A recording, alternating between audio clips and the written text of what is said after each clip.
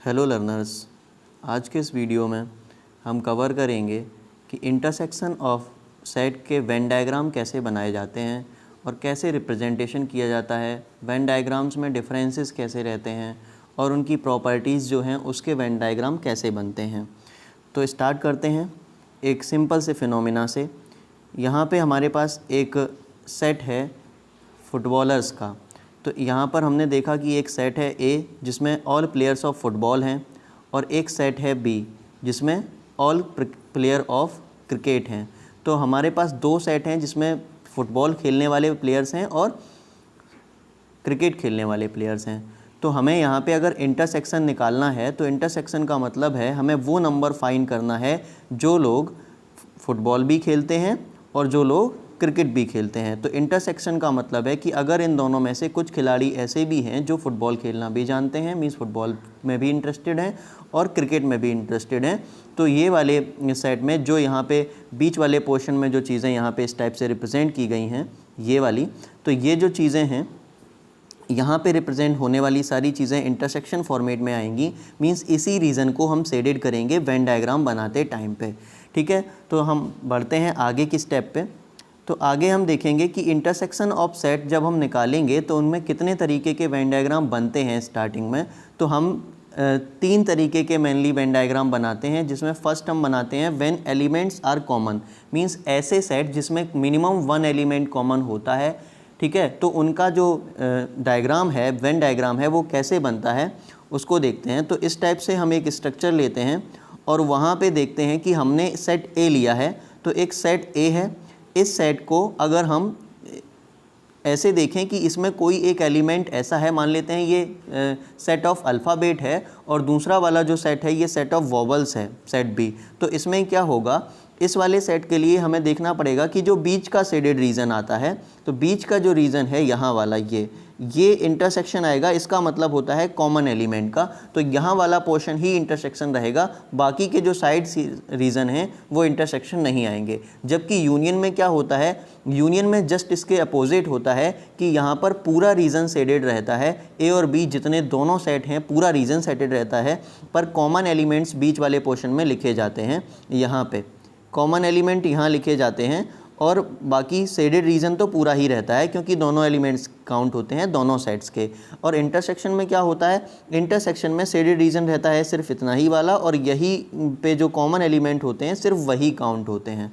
ठीक है, अब दूसरा रिप्रेजेंटेशन क्या है, किस टाइप से करेंगे, तो यहाँ पर देखेंगे कि जब हमारे पास जब एक एलिमेंट मिनिमम कॉमन हो तब देखेंगे, और जब हम देखेंगे सारे एलिमेंट्स हों, मानी कि एक कोई सेट है, ठीक है, ए, और उसके सारे एलिमेंट्स प्रेजेंट हैं किसी सेट बी में, मींस उसी से रिलेटेड, तो जितने भी एलिमेंट्स बी में हैं अगर वो ए में भी आते हैं, सेट ए में भी वो तो सारे एलिमेंट आते हैं।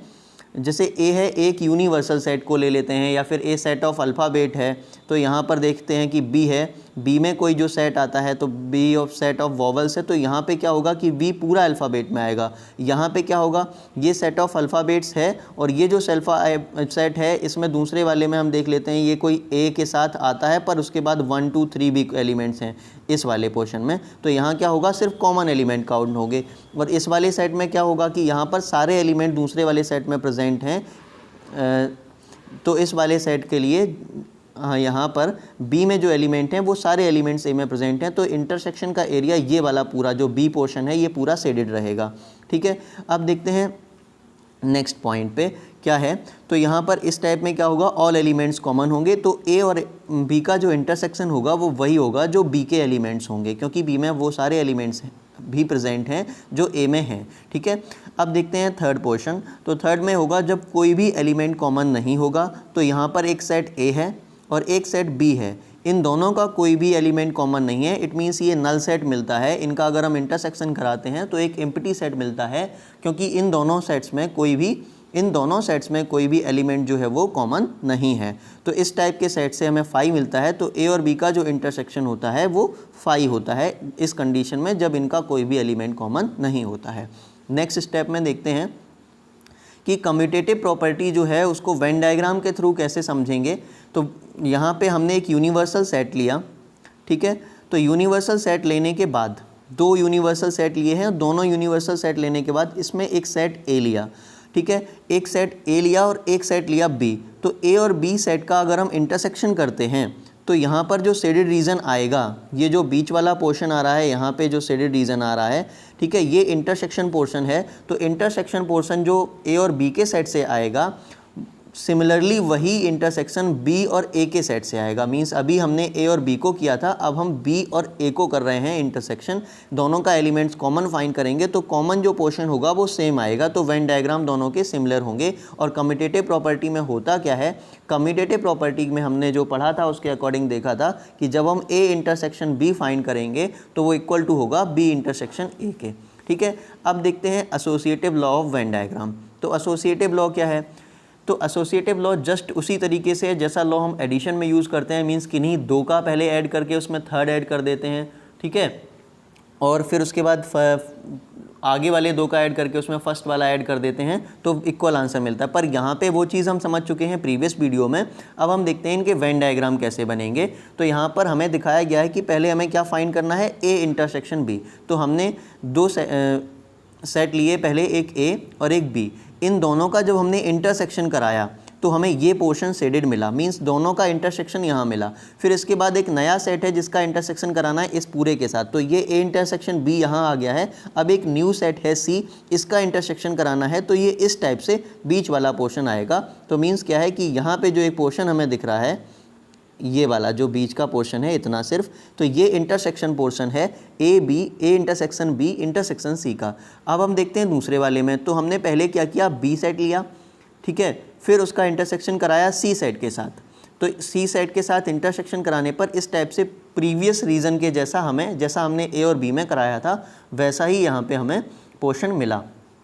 और जब ये पोर्शन मिल जाता है तो इसके बाद क्या होता है कि हम ए का इंटरसेक्शन कराते हैं और ए एक नया सेट है, इसका इंटरसेक्शन कराने पर जो रीज़न मिलता है वो सिमिलर होता है इसी की टाइप से। मींस जो हमें इस वाले डायग्राम में मिला है वो सेम मिल रहा है। इसका मतलब ये है एसोसिएटिव प्रॉपर्टी में जो वेन डायग्राम बनेगा वो भी सिमिलर होंगे, एक जैसे ही होंगे। तो यहाँ पे जो बीच वाला पोर्शन मिल रहा है ये कॉमन पोर्शन ही इंटरसेक्शन पोर्शन होता है, ठीक है। अब देखते हैं नेक्स्ट। तो अगली प्रॉपर्टी है law of phi and law of universal set और लॉ ऑफ आइडेम्पोटेंट लॉ जो होता है वो क्या होता है, इनके बारे में देखते हैं और इनको रिप्रेजेंट कैसे करते हैं अगर हम इनका कोई भी वेन डायग्राम बना रहे हैं। तो इस सिचुएशन में हमें देखना है कि ये एक फाई है, ठीक है, और इस फाई सेट से यहाँ पे कोई सेट ए है। तो सेट ए में अगर हम फाई सेट के साथ इंटरसेक्शन बनाते हैं तो ए इंटरसेक्शन फाई भी वही रहता है फाई, क्योंकि यहाँ पर कोई भी कॉमन एलिमेंट नहीं मिलेगा, ठीक है। अब यहाँ क्या मिलेगा, तो इस टाइप से यहाँ देखते हैं कि ये जो अगर हम दूसरा लॉ देखते हैं यूनिवर्सल लॉ, तो यूनिवर्सल सेट के लिए अगर हम सेट में कोई भी इंटरसेक्शन करते हैं तो ये यूनिवर्सल सेट है और ये सेट ए है, इसका इंटरसेक्शन इसी तरीके से पूरा बनेगा क्योंकि यूनिवर्सल सेट में वो सारे एलिमेंट्स पहले से प्रेजेंट हैं जो सेट ए में प्रेजेंट हैं। मींस ये वही वाला एग्जांपल के जैसे फैमिली के मेंबर्स हैं और उसमें से चिल्ड्रंस हैं तो वो ऑलरेडी प्रेजेंट होते हैं उसमें, तो ये क्लियर हो जाएगा यहाँ से।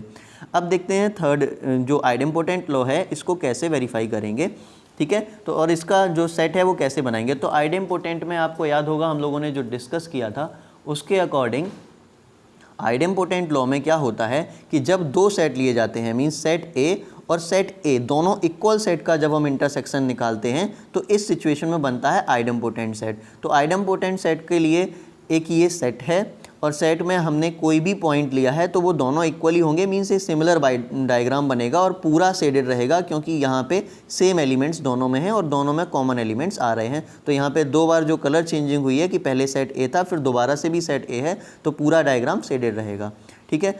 अब समझते हैं डिफरेंसेस ऑफ सेट के बारे में। तो इसके बारे में हमने प्रीवियस वीडियो में भी कुछ डिस्कस नहीं किया था और इसको बहुत अच्छे से समझते हैं कि डिफरेंसेस ऑफ सेट कैसे फाइंड किया जाता है। तो डिफरेंसेस ऑफ सेट का सीधा सीधा मतलब है सब्सट्रैक्शन कैसे करते हैं। तो सब्सट्रैक्शन करते टाइम हम क्या करते हैं कि अगर हमारे पास 3 एप्पल्स और एक बकेट में है दूसरी बकेट में 2 एप्पल्स हैं, अगर हम दोनों को सब्सट्रैक्ट करते हैं तो हमारे पास 1 एप्पल बचता है। तो सिमिलरली इसमें प्रोसीजर यूज़ होता है, पर यहाँ पर अगर हम a माइनस बी करेंगे तो अलग आंसर आएगा और b माइनस ए करेंगे तो अलग आंसर आएगा। अब देखते हैं होगा क्या। तो यहाँ पर लिखा है the differences of sets a and b in this order set elements which belong to A but not belong to B, मतलब अगर कोई ऐसे सेट हैं जो ए से बिलोंग करते हैं और बी से बिलोंग नहीं करते हैं, तो सिम्बोलिकली अगर सिंबल से अगर हम देखें तो क्या समझ में आएगा कि ए माइनस बी कैसे लिखते हैं कि ए माइनस बी इस तरीके से रीड करते हैं। अब क्या होगा, एक एग्जाम्पल देखते हैं, एग्जाम्पल से चीज़ें ईजी समझ में आ जाती हैं, अच्छे से समझ में आती हैं। तो यहाँ पे बोला गया कि सेट ए है और ये सेट बी है, इनका हमें सब्सट्रैक्शन करना है। तो सब्सट्रैक्शन करने के बाद मतलब हमें ए से वो सारे एलिमेंट हटाने हैं जो बी में हैं। तो बी में हमें कौन कौन से दिख रहे हैं, 2 है, 4 है, 6 है, 8 है, तो हटा दो। 2 4 6 हटा दिया, 8 था नहीं तो कोई मतलब ही नहीं है। तो क्या किया, अब हमें बी में बचे हुए एलिमेंट नहीं लिखने, हमें सिर्फ लिखना है जो ए में बचे हैं। बी को सब्सट्रैक्ट किया है ना, तो ए में जो एलिमेंट्स बचे हैं, ए में कौन से बचे हैं, 1 बचा है, 3 बचा है और 5 बचा है। तो 1 3 और 5 जो एलिमेंट्स हैं वो ए माइनस बी से मिलते हैं। पर अगर हम बी माइनस ए करते हैं तो बी माइनस ए करने पर जो आंसर होता है वो अलग मिलेगा। कैसे मिलेगा, तो बी में जो एलिमेंट हैं उसमें से हम सिर्फ वो एलिमेंट हटाएंगे जो ए में प्रेजेंट हैं। किस में से, बी में से। तो बी में से हटाओ बी में और ए में। ए में प्रेजेंट है 2, ए में 2 हटाया, ए में 2 है तो बी से 2 हट जाएगा, ठीक है। और ए में 4 है तो बी से भी 4 हट जाएगा, ए में 6 है ये, तो ये बी से भी 6 हट गया। तो सी बी में बचा सिर्फ 8, तो बी माइनस ए निकालने पे 8 आया। इससे हमें क्या मिला कि अगर हम ए माइनस बी करते हैं और बी माइनस ए करते हैं तो दोनों सिचुएशंस इक्वल नहीं आती हैं। क्लियर है, तो ए माइनस बी का अलग आंसर आता है और बी माइनस ए का अलग आंसर आता है। जैसे अगर हम 3 माइनस 5 करेंगे तो -2 आंसर आएगा और 5 माइनस 3 करेंगे तो 2 आंसर आएगा, दोनों इक्वल नहीं होते हैं, ठीक है। क्योंकि इसमें वो एसोसिएटिव प्रॉपर्टी, अगर डिफरेंशिएशन में बात करेंगे तो यहाँ पे कम्यूटेटिव भी वेरीफाई नहीं करता है डिफरेंशिएशन, क्योंकि दोनों का डिफरेंशिएशन जो है वो डिफरेंस जो है, डिफरेंशिएशन अलग चीज़ हो गई, डिफरेंस जो है वो सेम नहीं आता है, ठीक है। अब यहाँ पे समझते हैं कि इसको हम रिप्रेजेंट कैसे करेंगे वेन डायग्राम के थ्रू। तो ये यहाँ पे एक बॉक्स है और इसमें हम सेट ए ले रहे हैं, ये सेट बी है, ठीक है। और यहाँ पर हमें कुछ पोर्शंस दिखाई दे रहे हैं 3 अलग अलग कलर्स में। तो यहाँ पे ए और बी को रिप्रेजेंट कैसे करेंगे, तो यहाँ पर सेट ए है, सेट बी है, ठीक है, सेट बी। अब यहाँ पे देखो कैसे पता चलेगा कि कौन सी चीज़ क्या है, तो यहाँ पे जहाँ एरो आ रहा है, इस एरो की सिचुएशन पे अगर हम देखेंगे तो इस सेक्शन को बोलते हैं इंटरसेक्शन। तो इसे बोलेंगे ए इंटरसेक्शन बी, मतलब ए और बी के जो जब कॉमन एलिमेंट्स आएंगे तो हम इस रीजन को शेडेड रीजन बनाएंगे, ठीक है। उसके बाद देखेंगे कि हमें अगर a माइनस बी देखना है तो हम a में से b के एलिमेंट्स को माइनस कर रहे हैं, ठीक है। तो ये b माइनस ए है, क्योंकि b में से a के एलिमेंट्स माइनस कर रहे हैं, तो सिर्फ इतना पोर्शन बचेगा जो ये पिंक कलर से, डार्क पिंक कलर में आ रहा है, ये वाला पोर्शन है, ये बचेगा सिर्फ यहाँ तक, मींस इस सर्कल तक अगर देखें तो यहाँ तक ये पोर्शन जो होगा ये b माइनस ए से मिलेगा। अब a माइनस बी से कौन सा मिलेगा, तो ए के में जो एलिमेंट हैं वो बचे हुए लिखे जाएंगे, बी हट जाएगा तो जितना पोर्शन बी ने कवर किया हुआ है वो पूरा हट जाएगा, बचेगा सिर्फ ए का कवर किया हुआ पोर्शन, ये वाला, ठीक है। तो ये इस टाइप से हम इसका रिप्रेजेंटेशन करते हैं। अब आप इजीली सारे एक्सरसाइज के जितने भी क्वेश्चन 1.4 एक्सरसाइज में हैं उनको सॉल्व कर सकते हो। So thank you for watching our video, और please like, subscribe and share अगर आपको पसंद आया है तो।